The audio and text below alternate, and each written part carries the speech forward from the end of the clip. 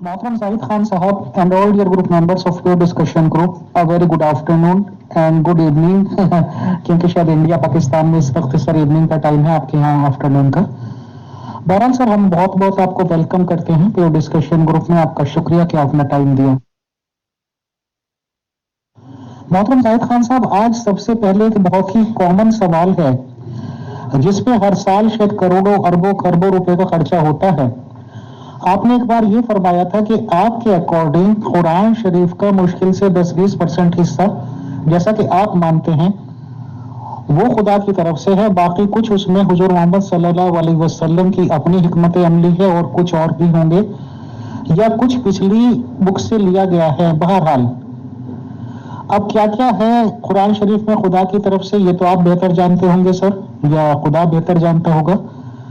मेरा पहला सवाल यह है, जो ये हज का कॉन्सेप्ट है जिसमें आजकल इंडिया के हिसाब से लगभग 2 लाख रुपए खर्च आता है और पूरी दुनिया के लोग काफी जाते रहते हैं सर, हज किसका हुक्म मानते हैं सर आप? खुदा का हुक्म था तो क्यों था, इसमें क्या हिकमत अमली थी, या रसूल इस्लाम साहब की हिकमत अमली थी? इस रिगार्डिंग प्लीज अपने कमेंट्स दीजिएगा, बहुत शुक्रिया। Thank you so much, Mr. Amir Faisal. God bless you.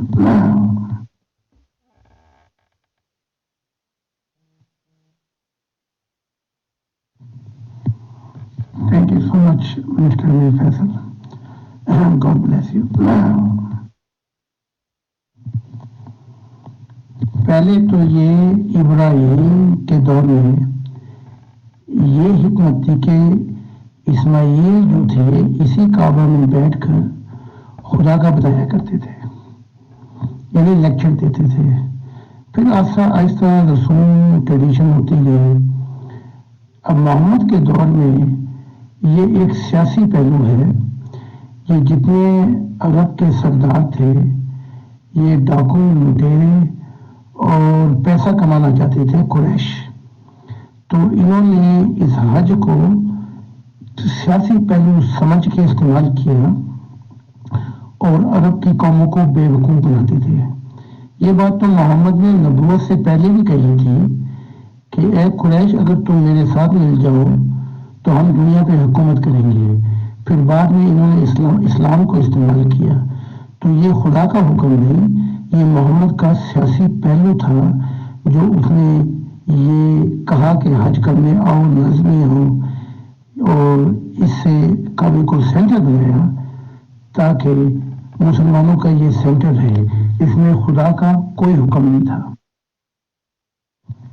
इसी तरह जो दीवारें गिरिया है, जहाँ पर यहूदी आज भी रोते हैं और मसीह का इंतज़ार करते हैं और सर मारते हैं कि अलाया तू आ, तो मसीह है। मसीह आके चला भी गया, 2000 साल हो गए हैं ईसाइयत, उनका मसीह अभी भी नहीं आया। तो वो दीवारों पे सर मारते हैं और रोते हैं। इसी तरह मोहम्मद ने सियासी मसलत के तहत कि यहाँ पे हर साल लोग आए, सेंटर रहे और इस्लाम का एक प्लेटफॉर्म हो, ये सब सियासी चालें थी। वरना खुदा की नजर दिल पर 365 दफा पड़ती है हर दिन, और काबे पे एक नजर पड़ी। तो जो खुदा के दिल को तोड़कर हज करने जाता है, मैं समझता हूँ सबसे बड़ा डाकू है। तो हज की कोई हुक्म नहीं है, ये सिर्फ इन नबियों की अपनी मसलहत थी। जिस सलेमान ने ये काम किया, बाद के नबियों ने, और यरूशलेम को मुकद्दस किया। अब इसी यरूशलेम पे लाखों कत्ल हो चुके हैं इसी जमीन पर। मेरा हाथ में हुकूमत हो तो मैं ये पूरे यरूशलेम को बुलडोजर फेंक दूं जहाँ पे इतने खून होते हैं। तो ये इंसानी अकलें, ये नबी भी इस्तेमाल करके इन्होंने ये काम किए। ठीक है, नेक नियत होगी, लेकिन साफ क्यों नहीं बता दिया कि खुदा का हुक्म नहीं है। हम चाहते हैं कि हमारी उम्मत का एक सेंटर हो। जी मोहतरम जाहिद खान साहब, असल में जब हम न्यूट्रल नजरिए से सोचते हैं تو حالانکہ سعودی عرب بالکل ایک الگ کنٹری ہے, ہمیں زیادہ جانکاری بھی نہیں ہے اس ریگارڈنگ, بٹ موٹے طور پہ کم سے کم ہم تو یہ سمجھ ہی سکتے ہیں وہاں کی سورسز آف انکم کیا ہوں گی گورنمنٹ کی, یا کیا کیا وہاں پہ معاش کرتے ہوں گے, کھیتی باڑی کیسی ہوگی کیسی نہیں ہوگی, I don't know. But in few simple words یہ تو کہا ہی جا سکتا ہے کہ شاید ان کی بیک بون ہی سب سے فرسٹ نمبر پہ, if I am not wrong, petrol کو کہا جا سکتا ہے, وہاں زمینوں میں سے نکلتا ہے. اور آج کی تاریخ میں بھی جو پورے حاجی لوگ آتے ہیں پوری دنیا سے, اس سے بھی بہت زیادہ انکم ان کو ہوتی ہوگی. تو ظاہر سی بات ہے, مجھے بھی یہی لگتا ہے کہ اس ٹائم بھی یہی کانسیپٹ سوچا گیا ہوگا, جبکہ اس ٹائم تو دنیا سے آنا جانا بہت مشکل ہوتا تھا. اور ظاہر سی بات ہے کہ حج کے بعد جو یہ بتایا گیا کہ جی جانوروں کو ذبح کرو اور اس کو فرض کر دیا گیا, تو وہاں پہ شیپ وغیرہ بہت زیادہ ہوتی ہیں, تو یہ بھی سوچا گیا ہوگا کہ چلیے اس بہانے شیپس وغیرہ بھی پورے سال میں ایک بار نکل جایا کریں گی اور اقتصادی پوزیشن ہوگی. اور ظاہر سی بات ہے کہ حضور محمد صلی اللہ علیہ وسلم یا ان کے بعد جو بھی خلیفہ رول ہوئے ہیں ان کی ہی حکومت چلتی رہتی, تو ان لوگوں کے پاس انکم جاتی. سر کیا میں صحیح سمجھ رہا ہوں؟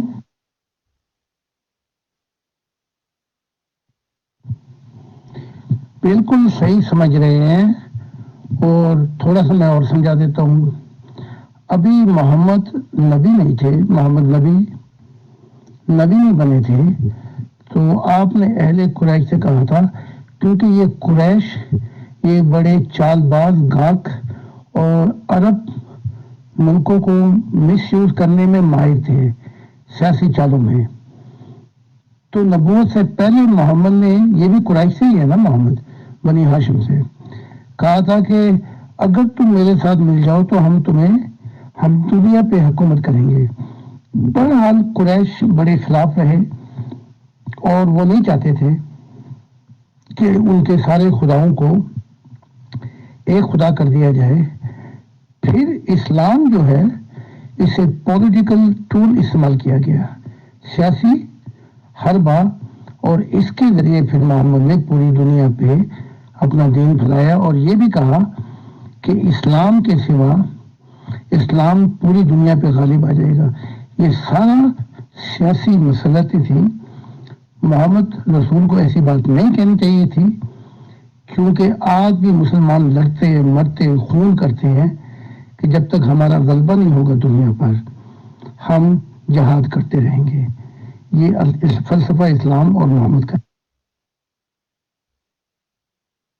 جی محترم زاہد خان صاحب, اصل میں یہ والا کلیئر کانسیپٹ تو ہے کہ جب کہیں پہ اٹیک کیا جاتا تھا تو وہاں لونڈی بھی بنائی جاتی تھی, سونا زیور بھی چاندی وغیرہ لوٹا جاتا تھا اور رجسٹر میں لکھ کے بانٹی جاتی تھی لونڈیاں. بہرحال سر ایک چیز ہوتی تھی, قمص بولتے ہیں اس کو, جس میں یہ بتایا جاتا ہے کہ اس میں نبی رسول صلی اللہ علیہ وسلم کا وہ اسپیشل حصہ ہوتا تھا 20% کا. تو یہ کیا جنگوں میں جو جیتتے تھے یا مال لوٹا جاتا تھا اس میں سے ہوتا تھا سر؟ اس ریگارڈنگ تھوڑی سی جانکاری دیجیے کہ یہ 20% والا کانسیپٹ کیا ہے, اور کیا یہ رسول اسلام صاحب کو آخر زندگی تک ملتا رہا ہے؟ سر بتائیں, شکریہ.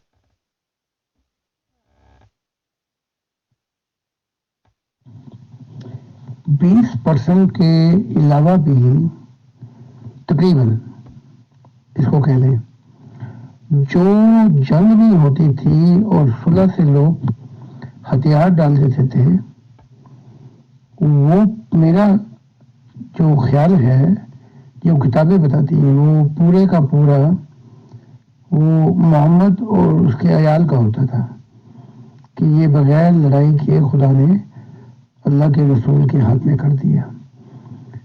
تو یہ تو چلتا رہا, اور یہ باغ فدق پہ پھر لڑائیاں بھی ہوئی, جھگڑے بھی ہوئے, فاطمہ مانگتی تھی. لیکن اس کے بعد ایک نظام بنایا تھا عمر نے کہ ان کو پھر ہر شخص جو نزدیک تھا صحابہ میں سے محمد کے, اس کے مطابق ان کو وظیفے ملتے تھے. ان میں سے اہل بیت کے وظیفے بہت زیادہ رکھے گئے تھے, تو قدر و قیمت کے مطابق. پھر بعد میں عمر نے یہ سلسلہ چلایا تھا.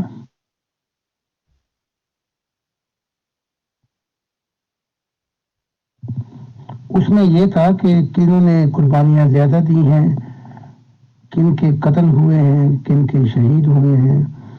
تو اس حساب سے جو حضور کے محمد کے ساتھ قربانیاں دی ان کو وظیفہ زیادہ ملتا تھا. یہ ریکارڈنگ پھر عمر نے کی تھی اور جو دور تھے ان کو کم ملتا تھا. تو پراؤڈلی سے پھر انہوں نے یہ ریکارڈنگ بنائی تھی اور اس میں سے پھر بالغ فدق کا یہ تھا. محمد خود نے کہا تھا کہ ہمارے مرنے کے بعد یہ چیزیں ایسے نہیں دی جاتی جیسے جداد بانٹ دی جاتی ہے، یہ سب خدا کا ہوتا ہے مال. تو اسے پھر جھگڑے بھی بڑے ہوئے. تو یہ سلسلہ پھر عمر نے اس کو باضابطہ نظام بنا دیا.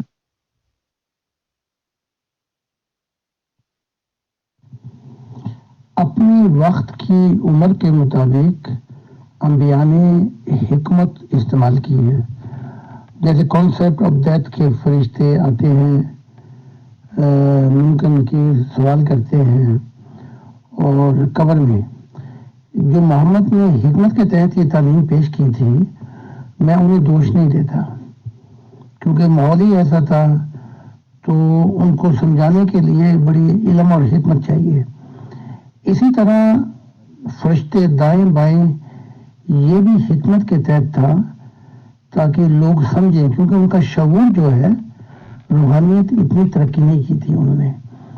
تو تاکہ وہ شعور میں رہیں کہ ایک فرشتہ لکھ رہا ہے، ایک فرشتہ جو ہے وہ برائی کی کتاب کو لکھ رہا ہے.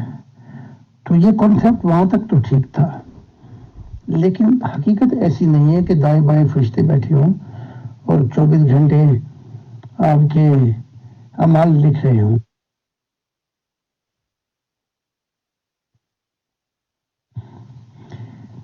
اب جو ہے وہ میں سمجھا دیتا ہوں. آپ کی نیت اور جس راہ پہ جس کوشش میں آپ زندگی گزار رہے ہیں، ایک وہ اور اس کے نتائج، یہ تین چیزیں ہیں. یہ ایک روح کے اندر ایسے ایلیمنٹ ہیں جو کائنات میں ہیں. جب آپ نیت، اس راستے پہ سفر اور پھر اعمال کرتے ہیں اس نیت کے مطابق، تو جو نتائج نکلتے ہیں وہ جو ذرے ہیں وہ دکھائی نہیں دیتے، وہ آپ کے جسم کے ذریعے آپ کے روح میں آتے ہیں. اور وہ ایک چپس سمجھ لیں، چپس جیسے ہم ہینڈی میں چپس ہے یا مستقبل میں وہ دیں گے، اس سے جو اندھیرے پیدا ہوتے ہیں یا اس سے جو نور پیدا ہوتا ہے، وہ روح جو ہے موت کے بعد صاف صاف اپنا رنگ دکھاتی ہے اور بتاتی ہے کہ میں نے کیسے زندگی گزاری، میں نے کیسی کوشش کی اپنی زندگی.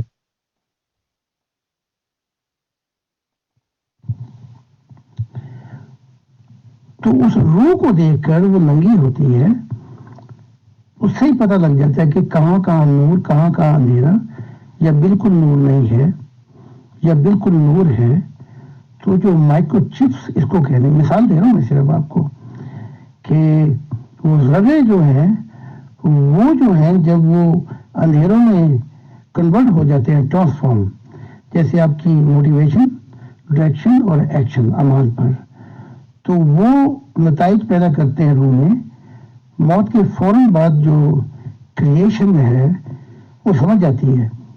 تو وہی جو ذرے ہیں وہی ڈرائیونگ فورس کرتے ہیں، موت کے بعد آپ کو اس جگہ پہ پہنچا دیتے ہیں جس دنیا سے آپ کا تعلق ہوتا ہے. تو اصل حقیقت یہ ہے، اور اس لیے کہا گیا کہ روح ننگی ہے. تو کوئی ایسا نہیں ہے حساب کتاب. اس وقت جو محمد رسول نے بتایا حکمت کے تحت بتایا تھا، لیکن اصل حقیقت یہ ہے جو میں بتا.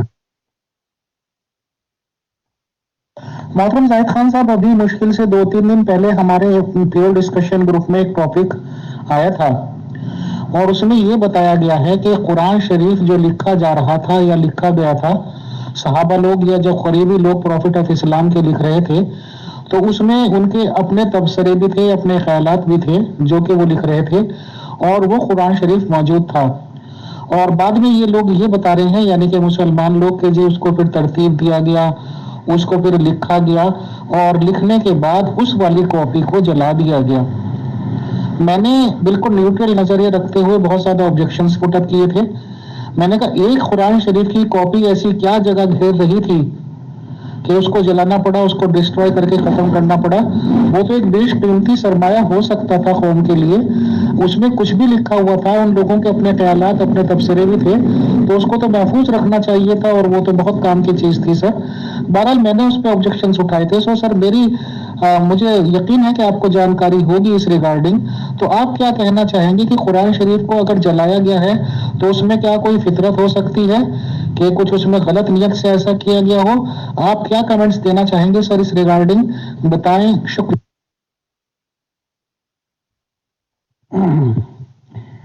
یہ صحابہ جو تھے یہ لڑتے بھی تھے، مرتے بھی تھے، اور ایک دوسرے پہ بھی تلواریں چلاتے تھے۔ تو یہ کام عثمان کے دور میں ہوا ہے۔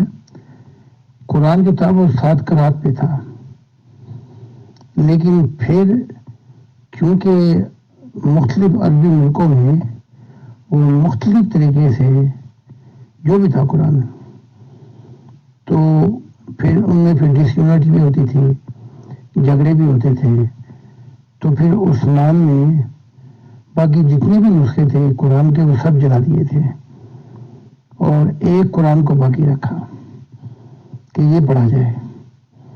یعنی کہ بہت سی چیزیں ہمیں ملتی کہ اور کیا کیا قرآن کے اندر شامل ہے، یا اور کیا کیا اس کے اندر شامل کیا گیا ہے، لیکن وہ سب عیبوں کو چھپایا ہے۔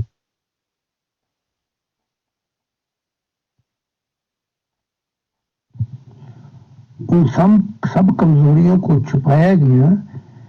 یہ سمجھتے تھے ہم بہت چلاک ہیں، انٹیلیجنٹ، لیکن کام ان سے عثمان سے شیطانی کام ہوئے ہیں۔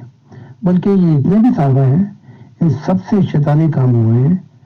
بلکہ محمد صحیح کہتے ہیں کہ انہوں نے دیکھا صحابہ دولت میں جا رہے ہیں، کہا یہ تو میرے لوگ ہیں، تو کہا کہ یہ تمہیں نہیں پتا انہوں نے کیا کیا چاند چڑھائے ہیں۔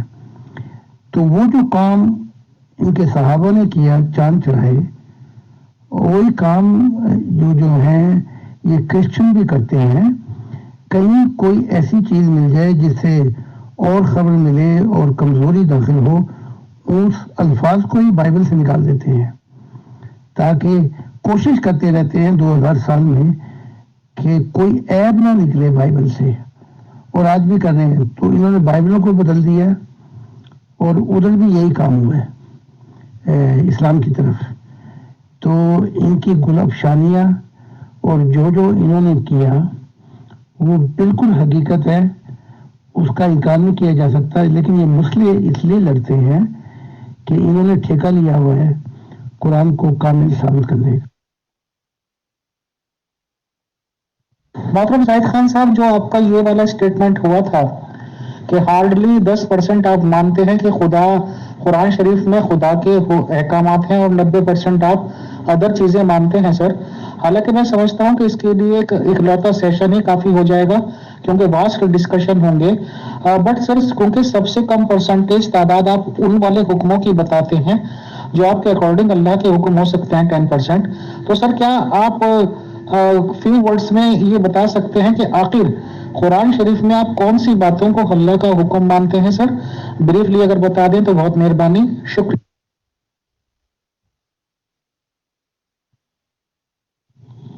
بغداد کے اندر ایک وقت ہے جب کہا گیا کہ قرآن مخلوق ہے، خدا کا کلام نہیں ہے، اس میں بہت سی غلطی ہیں، تو ہزاروں لاکھوں لوگوں کو مارا گیا ہے۔ اچھا، جب خدا کوئی بات کہتا ہے تو اس میں نہ کوئی شرط ہوتی ہے اور نہ کوئی ایکسپیکٹیشن ہوتی ہے۔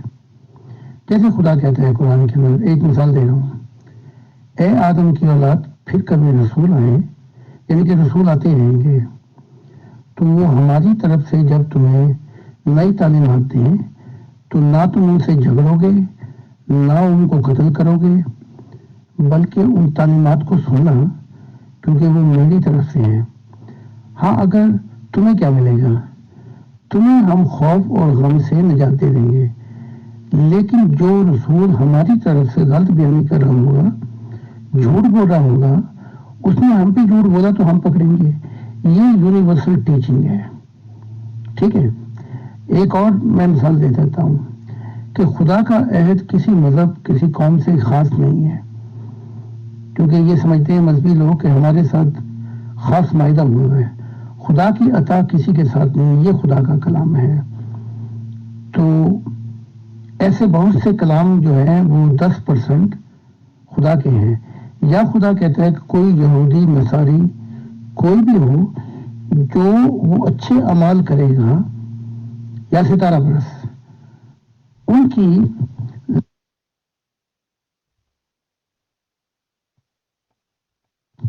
سوری وہ ویڈیو لمبی ہو گئی.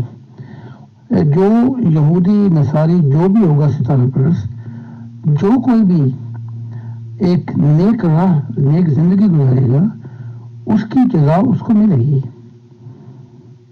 تو انہیں نہ غم ہوگا نہ خوف ہوگا. یہاں مسلمانوں سے کوئی خاص ٹھیکہ نہیں لیا کہ تم ہی جنت میں جاؤ گے. حتیٰ کہ یہاں تک کہا گیا ہے، اس میں ایک کلام اور بھی ہے، ویسے تو ہزاروں کلام ہیں، جو شخص نیکی کرے گا اس کو اس میں سے حصہ ملے گا، اور جو شخص بدی کرے گا اس میں سے بھی اس کو حصہ ملے گا. یہاں ایک جگہ یہ بھی شرط نہیں رکھی گئی کہ تم خدا کو مانو. خدا کو مانے بغیر بھی جو اچھی زندگی گزارے گا اس کی جزا اس کی مزدوری اس کو دی جائے گی. ایسے بے شمار کلام ہیں، 10% خدا کے ہیں.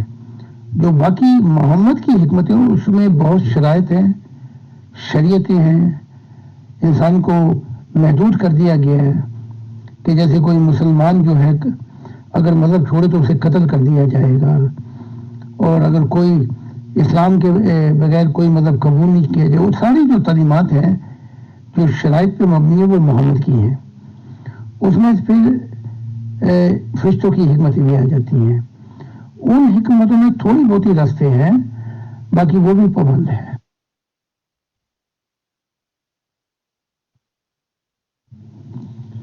تو یوں سمجھ لیں خدا کی گائیڈنس میں، خدا کی تعلیمات میں یونیورسل ہوتی ہیں.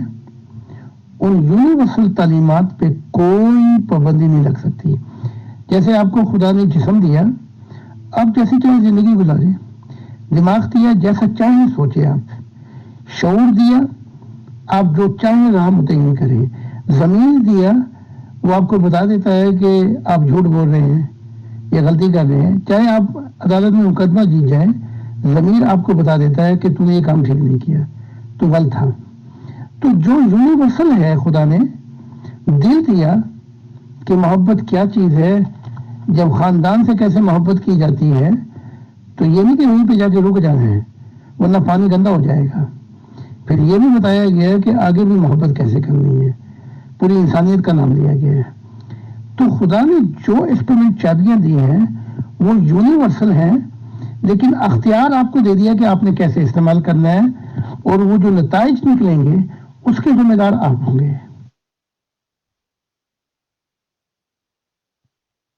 محترم زاہد خان صاحب، آپ کی ٹیچنگز کو سن کے ایسا لگتا ہے کہ ہم لوگ بہت ہی ایک آزادانہ، بنا کسی کی انڈر میں رہے، بنا کسی رکاوٹوں میں یا زنجیروں میں جکڑے ہوئے اپنی ایک اچھی لائف آرام سے گزار سکتے ہیں. سر آج کانسیپٹ تو آپ نے کلیئر کر دیا کہ یہ کوئی خدا کا حکم نہیں ہے.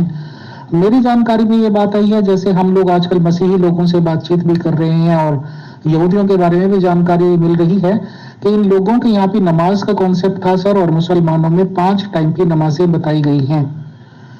تو سر آپ سے اگر ہم پوچھیں کہ عبادت کس طرح سے کرنی ہے یا نہیں کرنی ہے، آپ کیا حکم دیں گے کہ 5 وقت کی نماز ہم ادا کریں ہی کریں، یا یہ کہہ لیجئے کہ عبادات کے طور پر عبادت کے لیے آپ کیا بتانا چاہیں گے کہ اس طرح سے کرنا ہے؟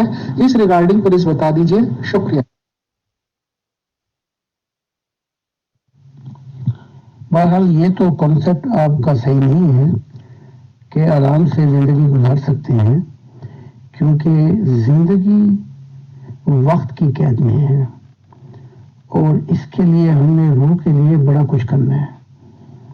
تو جو کچھ ہم کریں گے اس دنیا میں بلند مرتبے پانے کے لیے، وہ تو یہیں رہ جائے گا، لیکن جو روح کی زندگی ہے اس میں نور پیدا کرنے کے لیے بڑے چیلنج ہیں. تو اس کو سمجھنے کے لیے علیحدہ مضمون ہے. اب نماز کی طرف آتے ہیں. اگر نماز 50 نمازیں فرض کی گئی تھی، فرض سے مراد ہوتی ہے کمپلسری، مسٹ. یہ بیچ میں کسی کا ٹیلی فون آ رہا ہے، اس سے لائن کٹ جاتی ہے، میسج میرا پورا نہیں ہو سکا. تو جب وہ مسٹ تھی تو موسیٰ کون ہوتے تھے کہ اسے 50 سے 5 کروانے والے؟ ہر بار بھیجا محمد کو. جب خدا ایک چیز کو لازمی کہہ رہا 50، تو خدا نے نہ پہلے 50 فرض کی تھی اور نہ موسیٰ کے کہنے پہ 5 ہوئی تھی. اب ہم آتے ہیں نماز کے کانسیپٹ کی طرف. نماز کا کانسیپٹ جو ہے وہ یہ ہے کہ کسی کی یاد میں سچی سکون اور خوشیاں پا لینا. سکون آ جائے، خوشیاں مل جائیں، ایسی محبت مل جائے جس کا کوئی اختتام نہ ہو، انسان کون و مقام آزاد ہو جائے. یہ ہے نماز. تو آپ ہزار سجدے پوری زندگی کرتے ہیں، لیکن ان سجدوں میں ایک ایسا سجدہ بھی نہیں ہوتا جس سے آپ کی دنیا بدل جائے. میں نے 2 وقت کی نماز کا کہا ہے، اور وہ بھی خدا نے بتایا ہے کہ یہ لازمی نہیں ہے. ایک عصر کی نماز ہے کہ آپ کے زندگی کا سورج غروب ہونے والا ہے اور محبت کی دنیا میں جو خدا کا سرچشمہ ہے وہ آپ نے اپنے اندر لیا ہے کہ نہیں لیا ہے، کیونکہ اس سے ہی ساری محبتیں وابستہ ہیں. تو یہ بڑا علیحدہ مضمون ہے روحانیت کا. اس کے بعد جو دوسرا مضمون چلتا ہے وہ رات کے وقت ہے کہ اس میں رات کے وقت میں انسان 2 بجے تنہا ہو جاتا ہے اور وہاں خدا اور اس کے درمیان کوئی نہیں ہوتا. یہ بڑا تنہائی کا معاملہ ہے. یہاں جب وہ خدا سے اپنا پورا دل لگا لیتا ہے تو خوابیں، پھر کشف اور روحانی مشاہدات شروع ہو جاتے ہیں. تو فرشتے بھی گائیڈ کرتے ہیں، خدا بھی گائیڈ کرتا ہے. اسے ہم جسمانی، مذہب کی زندگی جسمانی ہے، اس زندگی کو جو میں بتا رہا ہوں یہ روحانی ہے. پھر اس روحانی زندگی سے نماز، روزے، زکاتیں سب پیچھے رہ جاتی ہیں. پھر خدا گائیڈ کرتا ہے مشاہدات کی دنیا میں. اس سے روح کو ترقی ملتی.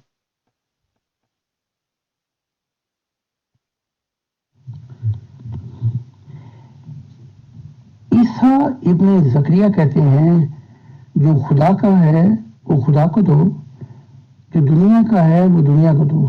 تو اس میں شعور کرے. ہماری نماز میں یہ ہوتا ہے کہ اس سجدے کے اندر جسم جو ہے وہ خدا کی یاد میں لذت پائے، دماغ کی سوچیں تھم جائیں اور خالص فکر اللہ کے اوپر جا کر ایشور پہ جا کے ختم ہو جائے. پھر شعور یہ کہ خدا کی، بھگوان کی یاد میں وہ سکون پا جائے. ضمیر یہ ہے کہ ضمیر کی روشنی اتنی ہو کہ اسے کسی قانون کی ضرورت نہ پڑے. بس یہیں سے روحانیت کا سفر شروع ہو جاتا ہے اور دل چابی ہوتا ہے اور روح ریکٹ بن جاتی ہے. اس کے بعد جو رسومات ہیں مذہب کی وہ ساری ختم ہو جاتی ہیں، بلکہ پہلی سیڑھی پہ ہی ختم ہو جاتی ہیں. محترم زاہد خان صاحب، میں یہ بات میرے تک پہنچائی گئی ہے، سنی ہوئی بات بتا رہا ہوں. سر خدا نخواستہ یہ بات اگر غلط ہو، کوشچن غلط ہو جائے تو میں معذرت چاہوں گا. بٹ مجھے سوال کیونکہ پٹ اپ کرنا ہے تو میں آپ سے سامنے کر دیتا ہوں. مسلمان تو شاید یہی مانتے ہیں اور مسیحی لوگ بھی کہ قل هو اللہ احد اللہ الصمد لم یلد ولم یولد ولم یکن لہ کفوا احد، یعنی کہ بھگوان ایشور نے نہ کوئی بیٹا جنا، نہ وہ کسی سے جنا گیا. This and that.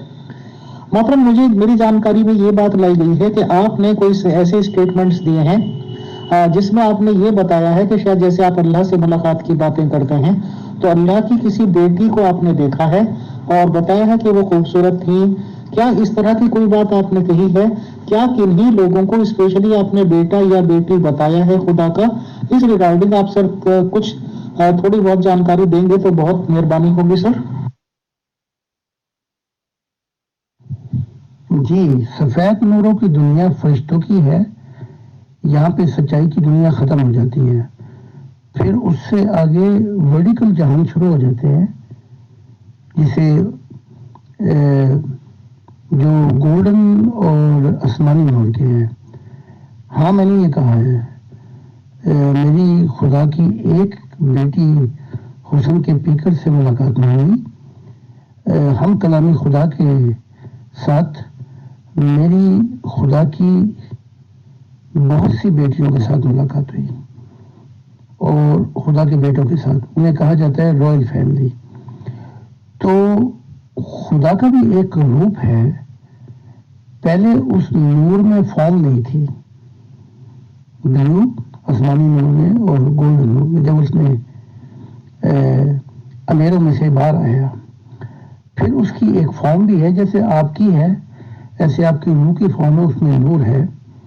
میں دوسری اس میں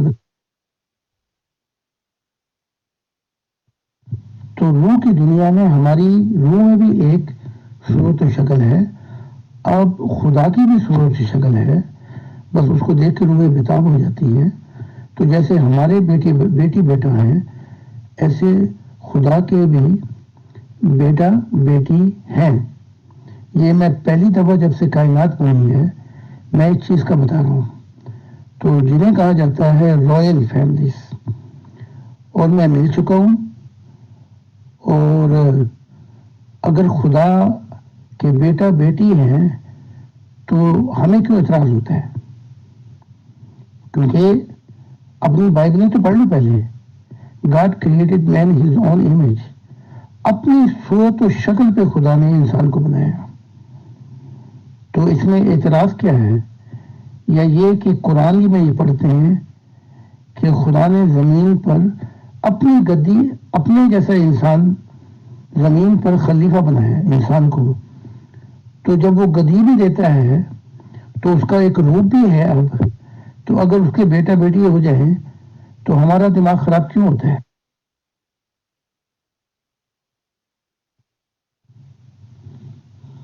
اسی بات پر خاص کر محمد نبی کو ٹھوکر لگی جب اس نے یہ حکمت کے ذریعے تعلیمات پیش کی. کیونکہ اس وقت بھی مکہ کے کعبہ میں جو بت تھے وہ مانتے تھے کہ خدا کی بیٹی بیٹی ہیں. تو اس نے شرک کو دور کرنے کے لیے پھر اس محمد نبی نے خدا کا شکل و صورت بھی دیکھی، روپ. تو اس نے کہا اگر میں بتاؤں گا تو پھر وہ مکہ کے جو بت ہے وہ کہیں گے ہم کہہ تو رہے ہیں کہ خدا کا بھی ایک روپ ہے، اور باقی جو یہ دیوتی دیوتا ہیں ان کو ہم نے وسیلہ بنایا ہوا ہے خدا سے ملنے کا. تو یہ بالکل انکار کر دیا گیا. نہ کوئی تصویر کشی ہو، نہ تصویر بنائے، اور خدا کا کوئی نہ بیٹا ہے نہ بیٹی ہے تاکہ شرک ہو. اب ہم آگے ہیں ایک ایسی صدی کے اختتام پر. 1500 سال گزر چکے ہیں، کئی ہزار سال گزر چکے ہیں. تو حقیقت کو بتانے میں کیا حرج ہے؟ میری سمجھ سے یہ باہر ہے. اگر میں نہیں بتاؤں گا تو پھر انسانیت پوچھے گی یہ سوال، تو میں نے اس کا جواب دے دیا. محترم زاہد خان صاحب، آپ نے کلیئر کٹ یہ کہا کہ جیسے ہم لوگوں کے بیٹے اور بیٹیاں ہیں تو خدا کے ہیں یا رائل فیملی ہے، تو اس میں حرج کیا ہے سر؟ ہمیں اور آپ کو، کیونکہ آپ بھی جینٹس کے روپ میں خدا نے بھیجا ہمیں بھی، تو ظاہر سی بات ہے کہ ایک فیمیل کی ضرورت ہوتی ہے ریپروڈیوس ہونے کے لیے، ریپروڈکشن کے لیے سر. تو ایک میل اور فیمیل جب ملتے ہیں، جب خدا تعالیٰ اولاد کی نعمت سے سرفرازی دیتا ہے سر، تو پھر کیا آپ یہ فزیکل بیٹا اور بیٹی مانتے ہیں جس کو آپ رائل فیملی کہہ رہے ہیں خدا کی؟ تو کیا خدا کی بیوی بھی آپ کسی کو مانتے ہیں سر؟ اور کیا فزیکلی ہی یہ سب کچھ بتانا چاہتے ہیں کہ خدا کے بیوی بھی ہوئی، خدا کے بیٹے بیٹیاں بھی ہوئی، یا یہ کہ صرف روحانی؟ اس ریگارڈنگ پلیز کلیئر اسٹیٹمنٹ دیجیے سر. شکریہ. وہ نور جو تخلیق ہوا تھا، جو خدا کے اندر سے نکلا، اسے کہتے ہیں ہم male aspect of God. Male aspect of God یہ آسمانی نور ہے. اچھا، پھر جو گولڈن نور نکلا اسے کہتے ہیں فیمیل ایسپیکٹ آف گاڈ، یعنی کہ ماں کا نور ہے، یا مونس مذکر کہہ لیں۔ جب تک یہ نور تھے اس میں صورت و شکل خدا کی نہیں تھی، نور تھا خدا، صورت و شکل نہیں تھی۔ پھر جب اس نے کائناتیں بنائی ہیں اور مختلف مخلوقات، تو چاہا اس نے کہ وہ اپنا بھی روپ بنائے، پھر اس نے اس نور میں اپنا روپ بنایا۔ اچھا، اس کے لین دین نوروں سے جو کچھ بھی تخلیق ہوا، چٹے نور نکلے، وہ تخلیقات ہوئی۔ تو یہاں پہ اب جو اہم سوال آپ نے پوچھا ہے کہ کیا خدا کی بیوی بھی ہے، یا خدا کا انٹرکورس جیسے ہم کرتے ہیں، کیا ایسا معاملہ؟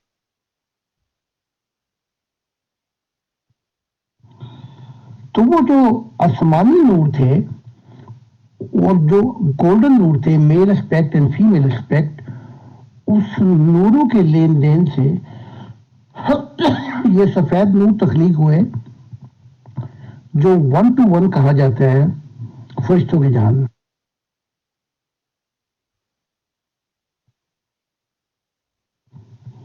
یہ کوئی بار بار ٹیلی فون کرتا ہے، وہ کٹ جاتی ہے۔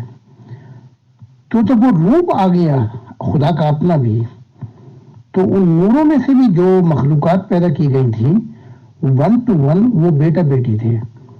اب میں تھوڑا سا اس سے آگے آ جاتا ہوں۔ اگر خدا کی ذات یہ انٹرکورس کرتی ہے جیسے آدمی اور مرد کرتا ہے، کیونکہ اب اس کا روپ ہے، تو اس سے بھی میں نے دیکھا کہ بیٹا بیٹی ہوئے ہیں۔ ہاں، لیکن اتنا ہے کہ اس نور میں سے جو چیز تخلیق ہوتی ہے خدا کے نور میں، کیا جو چیز تخلیق ہوتی ہے، چاہے کوئی اور خدا کے ساتھ ان معاملات میں جو ہوئے خدا کے ساتھ کسی کے، ان کے اصل انٹرکورس جیسے آپ کے فزیکل بیٹا بیٹی ہیں، بس فرق ہے کہ وہ روح کی دنیا میں ہوئے ہیں، اور وہ ہیں جو خدا کو اپنا باپ کہتے ہیں، اور بیٹے کو بیٹا جو ہے وہ خدا کو اپنا بیٹا کہتا ہے۔ یہاں عجیب سی میں بات اور بتانے لگا ہوں۔ میں بڑی اونچی جنتوں میں تھا، تو میں نے ایک حسن، ایک روپ دیکھا نور کا پرتو، تو میں نے اس سے پوچھا کہ تیرا نام کیا ہے؟ تو اس نے مجھے کہا اللہ اکبر۔ میں نے کہا تیری ماں کا نام کیا ہے؟ تو اس نے کہا الحمدللہ۔ تو میں یہ سن کر اس جنت کے اندر، یعنی کہ الحمدللہ بھی کوئی ایسی فیمیل ہے جس کا انٹرکورس خدا کے ساتھ ہوا ہے۔ پھر میں نے اس سے پوچھا تیرا نام کیا ہے؟ تو اس نے کہا میرا نام سبحان اللہ ہے۔ تو اگر خدا کا انٹرکورس ہوا ہے تو مجھے کیا ہو سکتا ہے اعتراض؟ وہ خالق ہے، وہ کر سکتا ہے۔ محترم زاہد خان صاحب، ایز یوزول آپ سے باتیں ختم کرنے کو من نہیں کرتا سر۔ سوالوں کی لسٹ اپنے آپ ہی کریٹ ہوتی چلی جاتی ہے، مائنڈ میں سوالات آتے جاتے رہتے ہیں۔ 1 گھنٹے سے لگ بھگ اوپر کا ٹائم ہو گیا ہے آپ سے گفتگو کو، تو انشاءاللہ ویڈیو بناتے ہیں 2-3 پروگرامز کی تاکہ یہ سیف رہ سکیں۔ بہت سے ممبرز ان کو بعد میں سننا چاہتے ہیں، سیکیور کرنا چاہتے ہیں سر۔ ایک ہمارے مسیحی ممبرز ہیں ہمارے پیئر ڈسکشن گروپ کے، مسٹر ڈل، ان کا ایک سوال ہے، میں وہ آپ کو پیش کرتا ہوں سر۔ شکریہ سر۔ یہ میرا سوال ہے کہ خدا ایسا کرتا ہے کہ جو اس نے وعدے کیے ہیں اپنے لوگوں کے ساتھ، تو وہ ان وعدے ختم کر دے اور نئے حکم دے۔ تو جو خدا نے جو پہلے اپنے لوگوں سے وعدے کیے ہیں، شریعت دی ہے، تو ایسا تو نہیں نہ ہو سکتا کہ وہ بدل جائے۔ تو یہ سر میرا سوال ہے۔ تو یہ کہتے ہیں کہ مذہبوں کی اور شریعت کی سب لپیٹ دی گئی ہے، تو سر یہ مہربانی ہوگی تھوڑا سا میں اس کے بارے میں جاننا چاہتا ہوں، یہ سب کیسے ہو سکتا ہے؟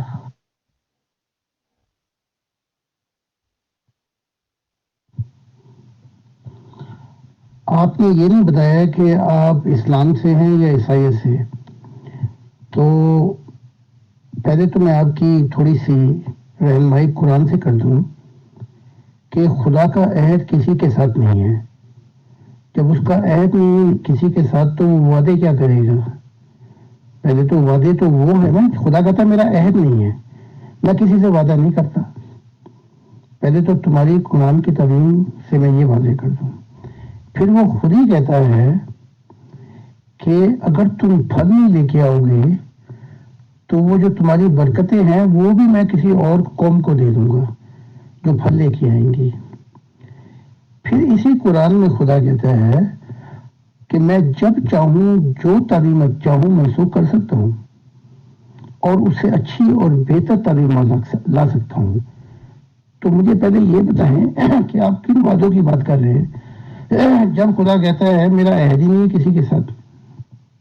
وہ عہد جب تک رہے گا میرا جب تک وہ پھل لے کے آئیں گے. تو جب مذہب خدا سے زندہ خدا سے نہ ملا سکے تو وہ مردہ ہو گیا، تو وہ عہد بھی ختم ہو گیا ساتھ ہی.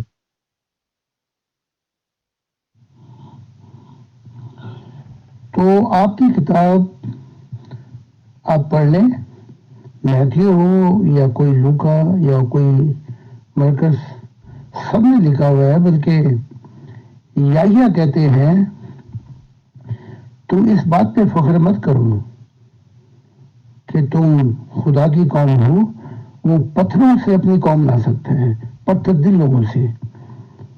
اور یہی عیسیٰ ابن زکریا عیسیٰ کہتے ہیں، جسے آپ یسوع کہتے ہیں، کہ وہ ان کو دے گا پھل جو پھل کے قابل ہوں گے. یعنی کہ اگر تم نے اپنے عہد کو نہیں سنبھالا تو پھر وہ اور قوم لے کے آئے گا. تو تم اس بات پہ فخر نہ کرو کہ کوئی اس کا وعدہ یا کوئی عہد ہو گیا تم سے. تو اگر پوری انجیل بھری پڑی ہے عیسیٰ کے پیغام سے کہ اگر تم، جیسے اس نے کہا تھا کہ خدا کی بادشاہت جو ہے وہ معافی مانگو، توبہ کرو، خدا کی بادشاہت آ گئی. تو جب تم نے خدا کی بادشاہت کو ویلکم نہیں کیا تو وہیں اس کا عہد تم سے ٹوٹ گیا. عہد تو تھا ہی نہیں، لیکن اگر تم پھل لے آتے تو خدا کی دنیا آ جاتی. تو وہ کہتا ہے خود ہی عیسیٰ کہ جب وہ آئے گا تو وہ تمثیل میں باتیں نہیں کرے گا، بلکہ وہ تم سے آسان الفاظ میں تمہیں بتائے گا اور تم اسے پھلوں سے پہچان لو گے. یعنی کہ وہ خدا کے راز الہی بیان کرے گا. تو چاہے عیسائی ہو یہودی ہو، اپنی قرآن اپنی کتابوں کو پڑھا کرو. تو اس کا عہد تو پہلے ہے ہی نہیں، لیکن اگر تم اپنے وعدوں سے پھر جاؤ تو پھر وہ پھل بھی تمہارے اٹھا کے کسی اور کو دے دے گا جو قوم پھل لے کے.